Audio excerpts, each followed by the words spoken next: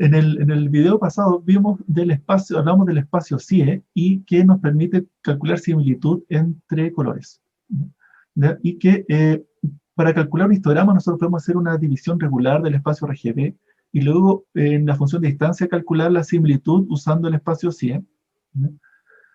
Pero el problema es que siempre estamos haciendo una misma partición de los colores para todo el dataset. Es decir, el cubo RGB lo vamos a dividir previamente. Y puede que en el dataset casi todas las imágenes estén en las diferencias de las imágenes se representen por muchos tonos de verde. Y en ese caso tendríamos que hacer una división muy fina de todo el espacio para poder representar bien los colores, para poder diferenciar las imágenes. ¿No? Una idea que es mucho más eficiente en espacio y en representar mejor a las imágenes consiste en hacer una división por imagen, exclusiva para cada imagen. ¿Ya? Se llama el binning adaptativo. No sé cómo traducir binning. División en bins del histograma por imagen. ¿Ya? La idea es que en una imagen, cada punto, cada píxel es un RGB. ¿Ya? Podemos ver la misma imagen si llevamos al espacio RGB. ¿Ya? Cada píxel es un punto acá. Y por tanto una imagen es una nube de puntos. ¿Ya? Bueno, esto no es reversible porque aquí estamos perdiendo la ubicación espacial de la imagen. Pero podemos ver que todos los colores de la imagen están aquí en cierta nube. Y si queremos calcular un histograma, podemos tratar de, en vez de hacer una división previa de este espacio de colores, ¿qué tal si hacemos una división exclusiva para esta nube de puntos, para representar de mejor forma esta nube de puntos? ¿Y cómo hacemos eso? Mediante un algoritmo que analice las distribuciones de los colores de esta nube de puntos y haga una división ad hoc a ellos. Una forma con que se puede entender esto es hacer un clustering. Definimos, por ejemplo, 5 bins y con k-means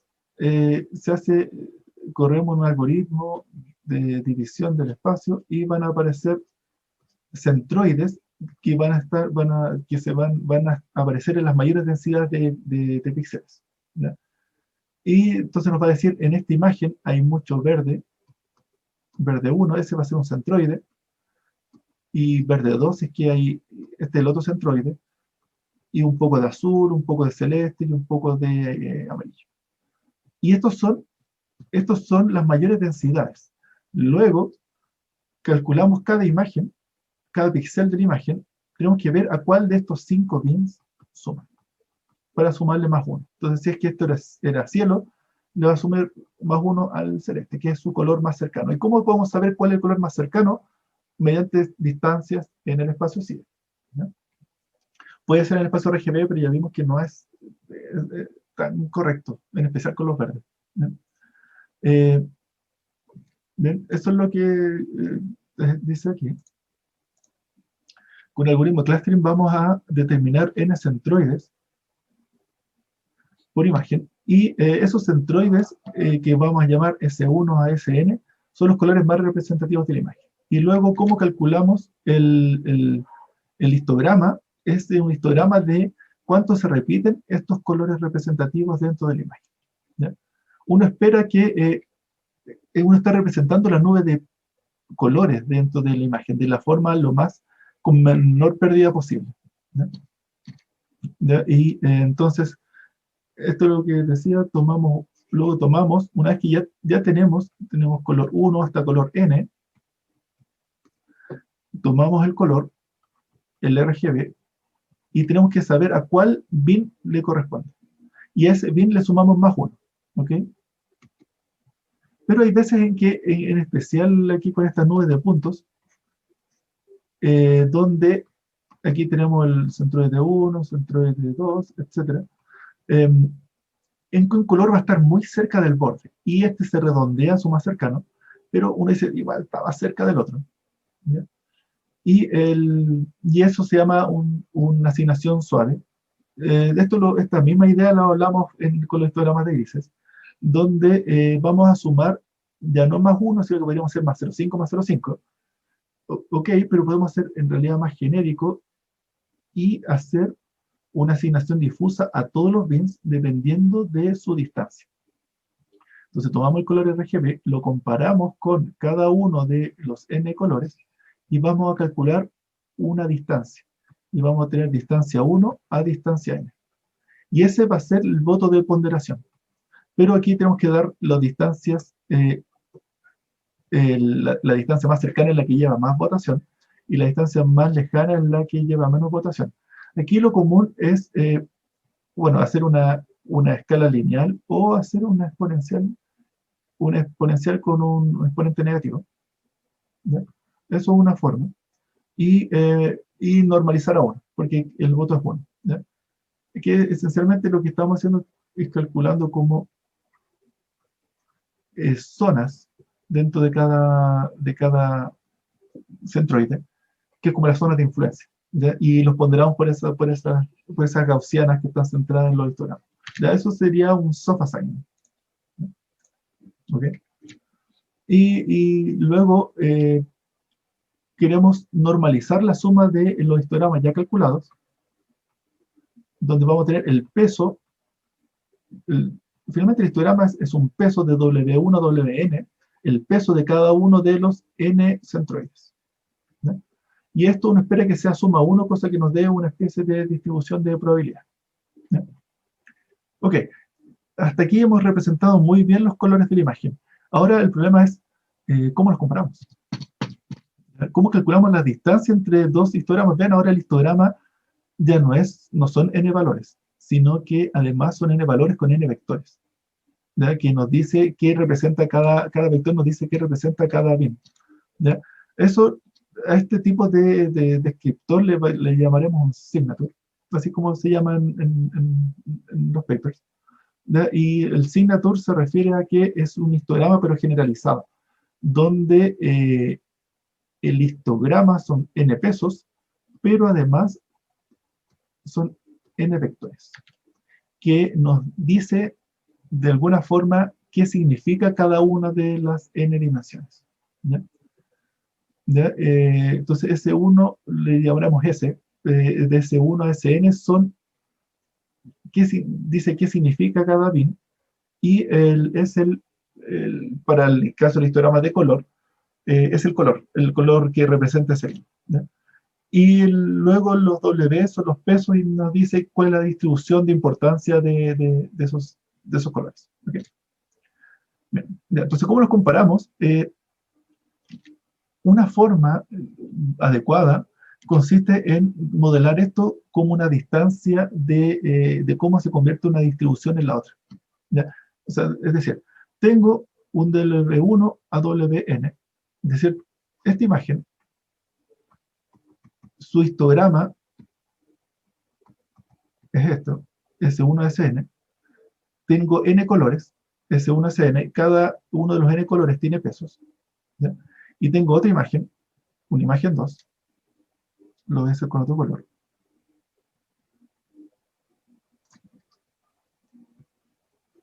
Donde aquí hay una casa, y esto tiene un W1 a WN, pero azul, y tiene otros colores.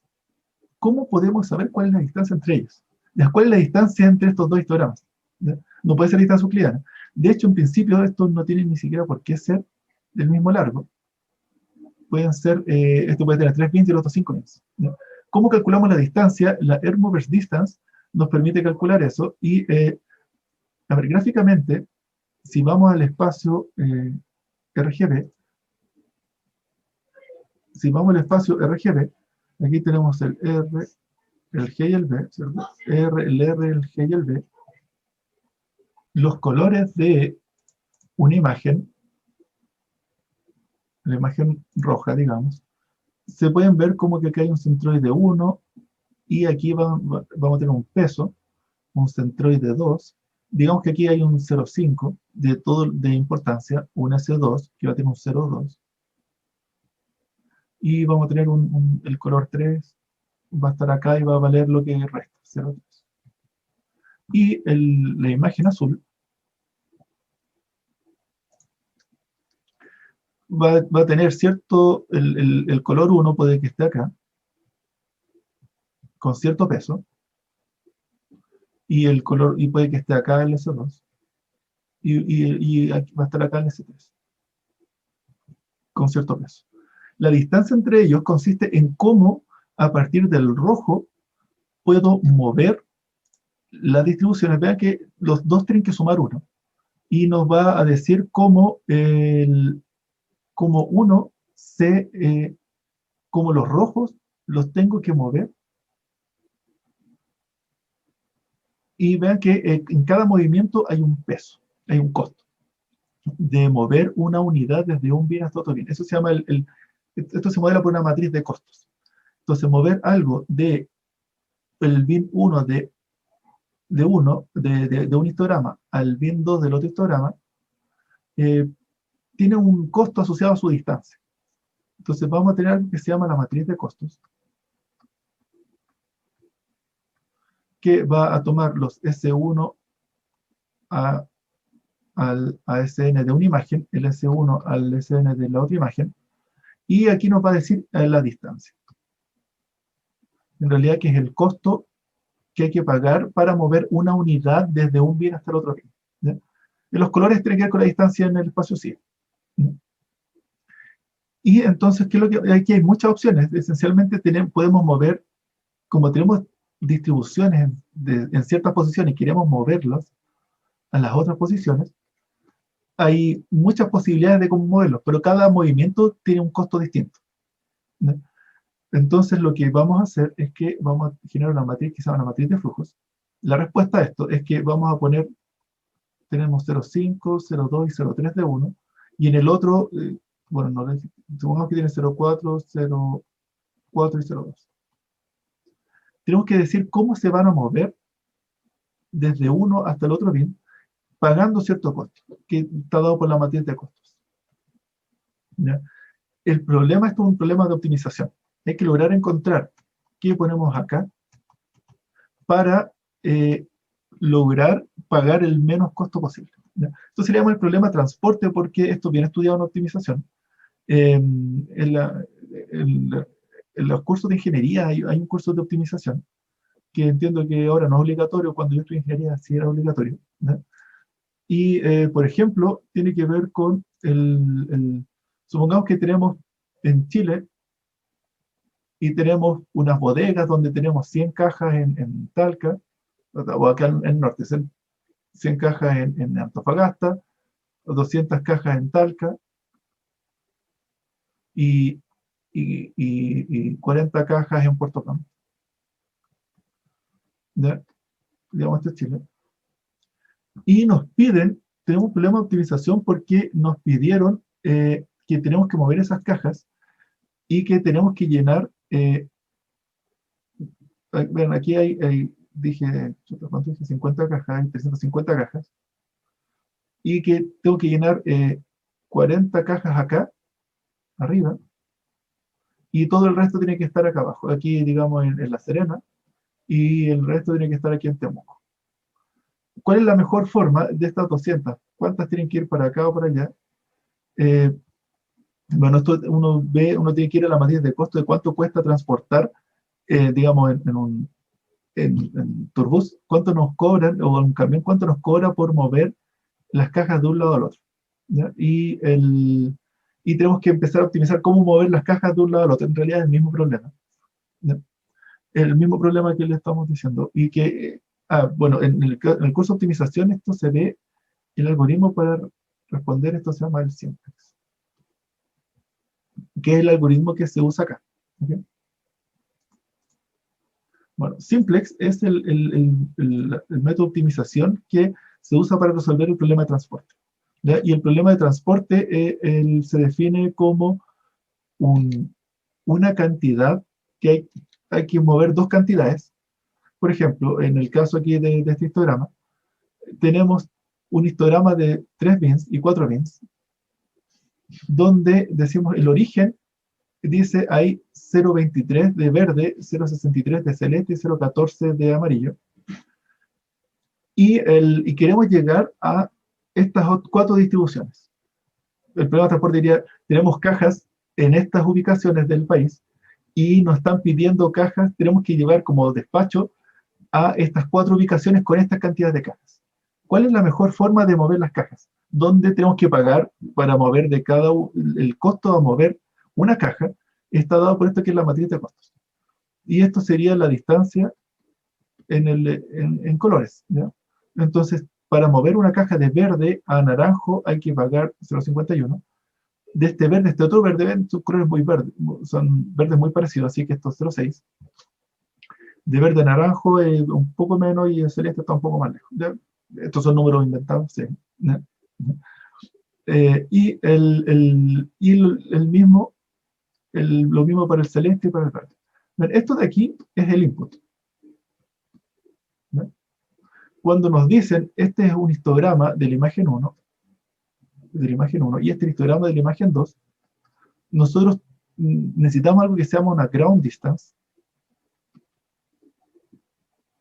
para comparar los S1, los S2, los S3, los centroides, digamos, los colores.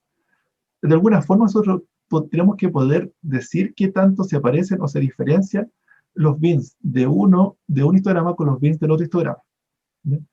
Y como lo hemos repetido ya, esto sería el distancia euclidiana en el espacio CIE-LAGO. ¿Ok? Ok, este es el input, ¿no?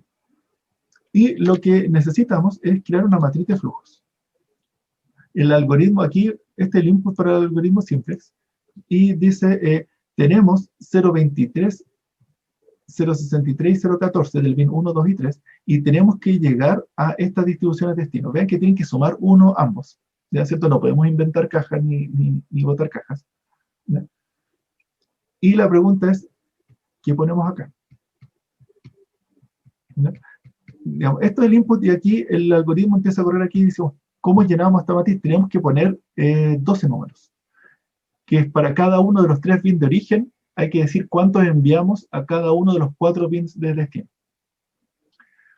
Y esencialmente podríamos poner cualquier cosa, ¿ya? Mientras se cumpla la restricción de que todas las cajas salgan y todas las cajas lleguen.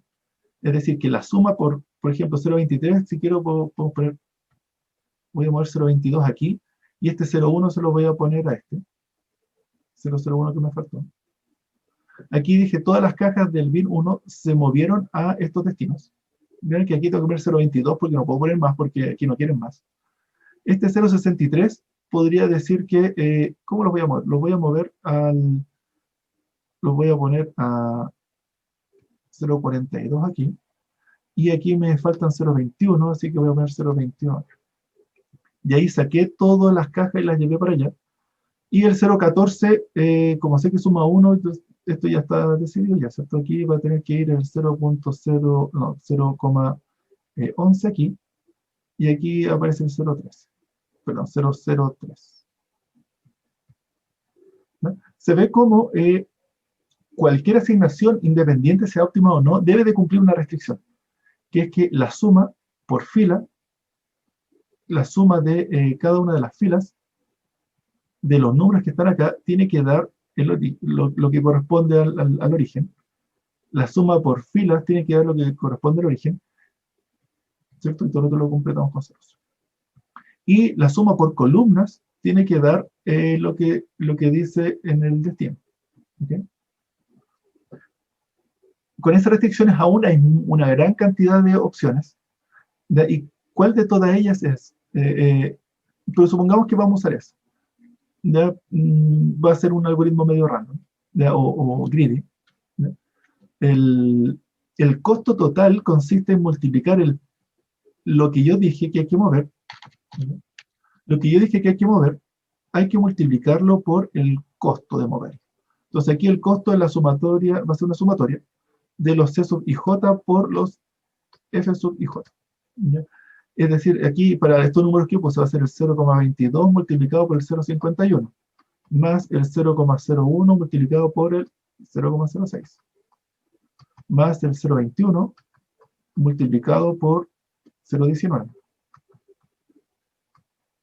más el 0,42 por 0,06, 0,11 multiplicado por 0,51 y 0,03 multiplicado por 0,43. Este es el costo total. Costo total para este plan, ¿ya? Para este plan de movimientos. La idea es que probar distintos planes de movimiento para lograr el plan que me logra dar el costo menor total. ¿Cómo podemos hacer eso? Eso es el algoritmo simplex, ¿no? Que algunos de ustedes pueden ya haber visto en optimización. Y esencialmente lo que dice el algoritmo simplex, dice, es un algoritmo greedy, sin llegar al detalle de la implementación. Es un algoritmo greedy que esencialmente, mirando aquí, nosotros sabemos que este está súper barato, ¿no? Y como aquí tenemos que llenar 0,12, vean como este está súper barato aquí para llenar. Así que estos 0,12, como que tenemos que tomarlos de esto de acá. Entonces tú dices, hagamos 0,12. ¿Ya? Y esperemos que esta sea una buena decisión. Esto sí dice algoritmo greedy porque veo que es, no sé la traducción, como, no voy a seguir la traducción, no me acuerdo. Bueno, es un algoritmo que toma una decisión óptima de inmediato, o sea, no, una decisión apurada, ¿ya? Que no es óptima, usualmente, ¿ya? Y que, pero aquí, en el caso de Simplex, a veces en general es buena idea, ¿ya? Y dice, ok, 0,12 aquí. Luego, el otro y ojalá que hayamos tomado una buena decisión. El siguiente aquí, ¿cuál sería? Bueno, el siguiente vamos a tener que llenar aquí, con 0,43. Así que bueno, pero aquí ya estamos con 0. ¿Ya? El siguiente que está barato es este de acá. Así que estos 0,42 los podríamos tomar de acá. ¿Ya? Ya, esto es un algoritmo bien intuitivo, no me interesa que sepan cuál es el algoritmo, pero sí que sepan más o menos por dónde va, ¿ya? Y que en realidad los mínimos hay que tomarlos, porque están muy baratos, ¿ya? Y que, así que vamos a tomar estos 0,14 aquí, vean que tenemos que tomar 0,22 y 0,14 está barato, ¿ya? Y que aquí el 0,42 está barato, y tenemos que llenar lo que nos falta, ¿ya? Por ejemplo, entonces aquí este 0,42 ya estamos listos con este, y el 0,24, ¿con cuál tomamos? 0,24 podríamos tomarlo de aquí, y aquí nos quedan solamente, ya ocupamos 0,12 de aquí, así que nos quedan 0,11 disponibles, ¿ya? Y ojalá que sea una buena decisión. Y aquí, entonces, ¿cuánto nos falta? Nos falta 0,13, y el 0,13, mira, de aquí tenemos 0 ya. Y este 0,13 lo vamos a tener que tomar desde aquí. 0,23, bien. Y el 0,24, entonces aquí nos falta 0,11, 0,13. 0,24, bien. Y ahí está, también está acá. Y aquí nos falta el 0,22, que vamos a tener que ponerlo acá. 0,22, que ya tenemos 0,14, así que nos falta 0,08. ¿Ya? Y esta de aquí tiene que sumar 0,63. ¿Ya? Porque, digamos, los dos suman 1. Y esta sería algo que es más óptimo. Si es que no es óptimo, en realidad el algoritmo simple lo que va haciendo se llama hacer backtracking y empieza a devolverse las decisiones. ¿Ya? Y prueba otra forma de asignar. ¿Ya? Y mediante esa ida y venidas empieza a probar esencialmente todas las posibles combinaciones. Y bueno, aquí les puse una asignación que era posible. ¿Ya? Claro que aquí no sé si no se ve muy óptimo. Y que el costo total aquí da 0,3. ¿Ya? ¿Cuál es la idea aquí? Es que este costo es la distancia final. La distancia es el costo mínimo posible. Es probar todas las posibles combinaciones y escoger el mejor plan. Es el mediante simples. El mejor plan nos va a dar la menor distancia. Esa es la distancia Ermobert distance. es la optimización, la mejor forma de convertir uno en el otro. Es decir, si hacemos cualquier cambio acá, es óptimo porque si hacemos cualquier cambio en el plan, entonces la distancia va a aumentar. ¿Ya? Y la distancia menor posible, esa es la Elmhorst distance de uno con el otro, es decir, es el costo que tenemos que pagar sí o sí para poder convertir uno en el otro. Ok, bien, ya esa es la Elmhorst distance, espero que lo hayan entendido. Aquí está la definición más numérica del ejercicio que vimos recién. Y entonces dice, el input son dos vectores de distribuciones de pesos y una matriz de costos. La matriz de costos proviene de las distancias entre S1 y Sn de uno, digamos los vectores de uno y los vectores del otro histograma. ¿Ya? Eso nos permite generar esa matriz de costos. Y la EMD, la Elmhorst distance, corresponde al costo mínimo para convertir una distribución en la otra distribución. ¿No? Es decir, los costos es el input. Tenemos que encontrar una matriz de flujos que logra el costo mínimo. ¿Ya? Y esa matriz de flujos, esta es la respuesta. Y donde tenemos que encontrar los flujos que al multiplicarlos por el costo correspondiente se minimiza el costo total. ¿Ya? Sujeto a algunas restricciones, se dice sujeto a las condiciones que le dije. Bueno, todos los flujos tienen que ser positivos, razonable. La suma por fila tiene que ser la que corresponde con la entrada. La suma por columna tiene que ser la que corresponde a la salida. Es decir, tenemos que cumplir los requerimientos. Bueno, y en realidad el input a un algoritmo simplex y da el output es los flujos. Este es el output. Y eso implica entonces la distancia. ¿Ok? Y a partir de la entrada, de los bins de entrada, nosotros calculamos la matriz de costos mediante lo que se llama la ground distance. La ground distance es la que es una distancia de ayuda que es la que nos permite comparar los bins y que en principio son las distancias entre colores. En el espacio CLA, por ejemplo. ¿Ya? Y el algoritmo nos va a representar los FIJ, que es nuestra respuesta. Entonces el output es una matriz, la matriz de flujos, y el costo total a pagar para esa matriz de flujos. ¿No? En general, cuando uno estudia simplex, uno sabe que en peor caso es exponencial. ¿No? Y es como esto, son malas noticias, porque es probar todos contra todos, en el peor de los casos. Es decir, uno puede encontrar un input para el que el algoritmo greedy falle totalmente y que tome siempre las peores decisiones y que finalmente tenga que probar todas las posibles combinaciones. ¿Ya? Eso es el algoritmo simplex, pero se dice que en el paper donde lo definen, que aquí es donde lo aplican para colores, que en general es orden de n cubo log n, que igual es costoso. ¿Ya? Eso nos motiva a que en realidad los histogramas tienen que ser cortos, de pocos bins, que en general es el caso, porque nosotros vamos a estar haciendo unos bins especiales por imagen. Entonces no necesitamos 256 bins, con 5 bins ya es suficiente. ¿No? 10 bins es mucho. ¿No? Esta ground distance, como estamos usando distancia euclidiana, entonces la Elmhorst distance va a cumplir las propiedades métricas. Si es que la ground distance cumple las propiedades métricas, entonces la Elmhorst distance cumple las propiedades métricas. ¿Ya? Eso es importante de señalar. Bien. Bien, así como está la Elmhorst distance, hay una implementación en OpenCV que es bastante buena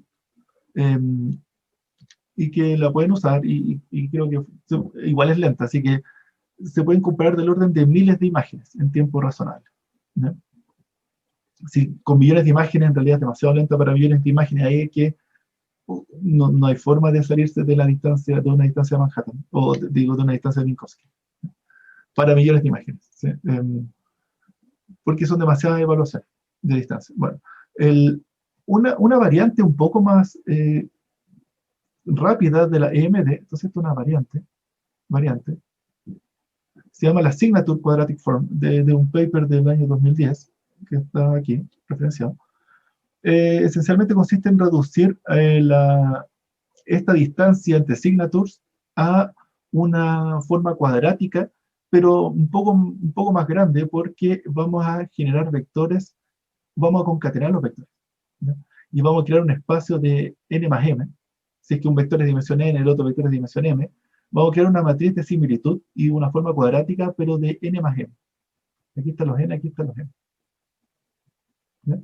Y, la matriz de similitud va a estar dado por la similitud intra, y la intra, que es esta aquí, que puede estar precalculada, y la similitud interhistogramas, ¿ya? Y esta matriz es simétrica. Así que esto es esencialmente la misma matriz de costos, pero ahora es una matriz de similitud entre bienes. Bueno, se evalúa como forma cuadrática, y en el paper ellos prueban que los resultados son muy parecidos a la Hermoverse Distance, con un costo total de orden de n más n al cuadrado, ¿ya? Que eso parece ser mejor que el de n cubo log n, ¿ya? ¿Cierto? Notoriamente mejor, ¿ya? Bueno. Por último, decir que toda esta técnica, eh, ven cómo actualmente en los histogramas estamos perdiendo en la ubicación espacial. ¿Recuerdan cuando hablamos de histogramas? Nosotros decíamos hay que hacer histogramas de 4x4 porque son muy buenos, porque un histograma global va a ser muy malo para buscar imágenes parecidas, ¿ya? Actualmente lo que hemos visto es que al calcular histogramas de color, también estamos perdiendo la ubicación. Entonces uno diría, ok, muy fácil, hagamos divisiones de 4x4 y calculamos histogramas de color por zonas. Sí, de hecho es una opción, pero ya que si vamos a calcular signatures y la forma, Hermoverse Distance, entonces podemos hacer algo un poco más interesante que hacer divisiones espaciales rígidas. Podemos incluirla en el clustering de colores. Es decir, en una imagen tenemos el color RGB, pero también tenemos la posición XY de el píxel, ¿ya? Y podemos ir a un espacio ahora, pero ahora un espacio, aquí va a estar difícil de dibujar, R, G, B, X, Y, ¿ya? De 5 coordenadas, ¿ya? Y cada píxel va a estar aquí, y esto va a ser una nube de puntos en este espacio de 5 coordenadas, ¿ya? Vamos a tener una nube de puntos. Cada uno de los píxeles de acá va a ser una nube de puntos, pero en un espacio de 5 coordenadas, ¿ya? Y si hacemos una normalización correcta, podemos hacer un algoritmo de K-means y de clustering, pero de clustering considerando las 5 coordenadas. Y vamos a tener entonces los vectores S, S1, Sn, van a ser de dimensión 5, diciendo el color RGB y la posición. Más redundante, más importante dentro de la imagen. Y vamos a tener bins RGB XY para los colores más repetidos y las posiciones más repetidas, ¿ya? Si hacemos eso, vean cómo después la función de distancia es exactamente la misma, el algoritmo de clustering es el mismo, solamente que tenemos que modificar un poco el algoritmo de clustering, y podemos calcular histogramas de este estilo, como el que se representa aquí en este paper, si quieren más detalles, donde podemos calcular un RGB y su posición XY, ¿ya? Y es el mismo signature, y se compara con la misma función Hermoverse Distance, ¿ya? Solo que aquí la Hermoverse Distance, la matriz de costos, tiene que ponderar el RGB y el XY, ¿ya? Entonces aquí la ground distance hay que ser más cuidadoso aquí para comparar adecuadamente los colores con las posiciones en un único número, ¿okay? Y luego entonces podemos calcular distancias entre imágenes que sean distancias de colores y sus posiciones. Entonces vamos a poner de alguna forma esta imagen, este blanco que está arriba, va a haber otra imagen que va a tener el blanco abajo, va a estar más lejos que una imagen que tiene el blanco arriba también, ¿no? Bueno, entonces este sería este histograma por composición. Y esto, entonces ahora esto es una generalización, ya no tenemos que hacer divisiones espaciales fijas, eso ya no corre. ¿Por qué? Porque parte del clustering hacemos la división espacial y de colores al mismo tiempo. Bien, bien. Eh, para terminar, por último, me gustaría comentarles que bueno, la Elmo Distance está implementada en OpenCV, pero que la reducción de colores, ese clustering, es muy interesante usar la librería ImageMagick, porque ellos tienen ahí unos algoritmos de reducción de colores. Y bien voy a mirar la documentación porque el enfoque que toman ellos es bien de perceptual, de cómo se ven los colores. Yo creo que es bien formativo, vean cómo se hace la cuantización de colores según ImageMagick. Y no hay para qué entonces uno implementar el clustering de NRGB o el clustering de píxeles en el espacio CLR y todo eso, sino que vean cómo ellos hablan de colores y que uno puede usar los algoritmos de ellos y generar una imagen de menos colores. Y luego sobre esa imagen que ya tiene menos colores, con los mejores colores representativos, sobre eso hacer el histograma. Bien, bien, bien. Aquí están las referencias de papers y la bibliografía. Okay. Muchas gracias.